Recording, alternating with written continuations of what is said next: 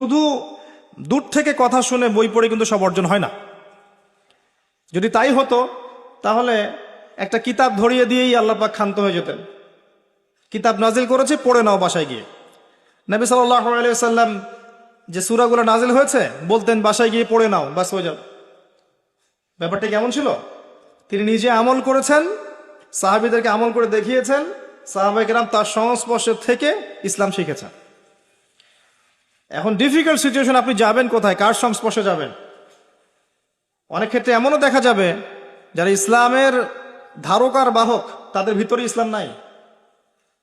বাহ্যিকভাবে মনে হবে ইসলামের ধারক বাহক, ভিতরে নিজেরই ইসলাম নাই। তো খুব ডিফিকাল্ট। এই জন্য আল্লাহর কাছে দোয়া করতে হবে, আল্লাহ আমাদেরকে উপযুক্ত আলেম, উপযুক্ত ওলামায়ে কেরাম, উপযুক্ত ওস্তাদ, উপযুক্ত মাশায়েখ এগুলো দান করেন। তারপরে আল্লাহ পাক ইনশাল্লাহ দান করবেন ইনশাআল্লাহ আযজা ওয়া জাল। যাই হোক, পয়েন্ট একটা শিখলাম, দুনিয়ার জীবন চূড়ান্ত না। দুনিয়ার জীবনের সবচেয়ে সুখী ব্যক্তিও জাহান্নামে গেলে বলবে সুখ কি জিনিস আমি জানি নাই। আর দুনিয়ার সবচেয়ে কষ্টে থাকা ব্যক্তি জান্নাতে গেলে বলবে দুঃখ কি জিনিস আমি জানি না। মানুষ দোয়া করলে কয়েকটা জিনিস হয়। মানুষ দোয়া করলে রিজিক যদি হালাল হয়, আকীদায় যদি শিরিক না থাকে, আমলে যদি বেদাত না থাকে, দোয়া করলে দোয়া কবুল হয়ে যাবে ইনশাআল্লাহ। দোয়া করলে দোয়া ডাইরেক্ট কবুল হয়, অথবা আল্লাহ পাক এই দোয়ার বিনিময়ে তার ভবিষ্যতের কিছু বিপদ আপদ ছড়িয়ে দেয়। মনে করেন আপনি দোয়া করেছেন, অনেক দোয়া করেছেন, ইনস্ট্যান্ট আপনি রেজাল্ট পান নাই, তা আপনি জানেনই না এই দোয়ার বদৌলতে আপনার আগামীর বিপদ আল্লাহ কাটিয়ে দিয়েছেন। এটা আল্লাহ জানেন, আপনি জানেন না।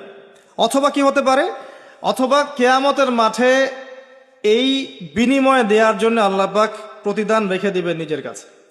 এবং আমরা অনেকেই কিয়ামতের মাঠে উঠব, উঠে আল্লাহ পাক আমাদেরকে দেখাবেন, আমল নামা দেখাবেন এবং বলবেন অমুক দিন তুমি এই দোয়া করেছিলে, আমি এই দোয়াটা ওই সময় দেইনি, তোমার জন্য জমা রেখেছি, আজকে সেই দোয়ার বিনিময় তোমাকে দান করব। ওই দিন মানুষ বলবে, আমরা বলবো যে কাশ দুনিয়াতে আমার কোনো দোয়াই যদি কবুল না হতো। কথা বুঝতে পারছেন? দুনিয়াতে যদি আমার কোনো দোয়াই কবুল না হতো, আজকে সব প্রতিদান পেতাম। একজন অসুস্থ ব্যক্তি যার দুনিয়াতে প্রচুর রোগ ছিল, কিয়ামতের মাঠে যখন দেখবে যে এগুলোর প্রতিদান কত হাজার হাজার নেকি সে পাচ্ছে, তখন সে বলবে দুনিয়ার পুরো জীবনটাই যদি অসুস্থ থাকতাম কতই না ভালো হতো। আমি বুঝাতে যাচ্ছি, এরকম অনেক হাদিস আছে, বলতে গেলে রাত শেষ হয়ে যাবে, যে দুনিয়ার জীবনটার মূল্য আল্লাহর কাছে খুব বেশি নয়, একটা মাছির পাখার সমানও নয়।